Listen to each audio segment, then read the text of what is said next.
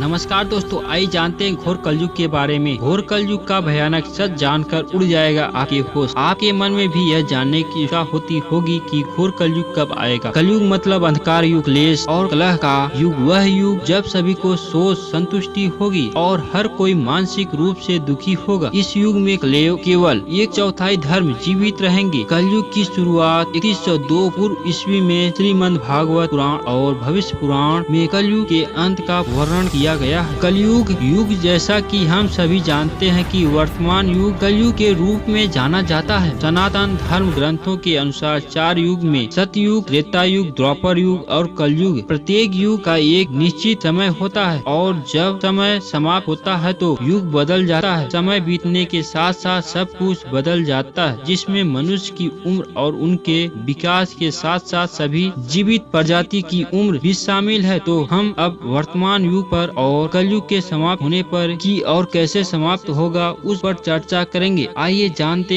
हैं सनातन धर्म ग्रंथों अनुसार कलयुग की अंतिम चरण कैसे होगा और घोर कलयुग कब आएगा। हम सभी जानते हैं कि वर्तमान युग की कलयुग के नाम से जाना जाता है। सनातन धर्म ग्रंथों के अनुसार 4 युग में सतयुग, त्रेता युग, द्वापर युग और कलयुग, इन चारों युगों के कलयुग सबसे भयानक युग है और हिंदू शास्त्रों के अनुसार कलयुग की आयु 4,32,000 वर्ष तक है और वर्तमान युग में कलयुग के 522 वर्ष बीत चुके। आप इससे अनुमान लगा सकते हैं कि कलयुग के कितने वर्ष शेष हैं। आपके मन में भी यह जानने की इच्छा होती होगी कि घोर कलयुग कब आएगा। कलयुग एक ऐसा समय है जब पृथ्वी पर चीजें बहुत खराब होंगी। कलयुग समाप्त होने के बाद कलयुग नामक भयानक काल आएगा जो थोड़े समय के लिए रहेगा। इस समय के दौरान इतने पाप होने लगेंगे कि इंसान आपस में ही लड़ने झगड़ने के लिए तैयार रहेंगे। पृथ्वी पर कोई ईश्वर नहीं होगा और मनुष्य बिना किसी नीति मूल के रहेंगे। हर कोई स्वार्थी हो जाएगा और भगवान की पूजा करने के लिए कोई जगह नहीं होगी। केवल मृतकों की आत्मा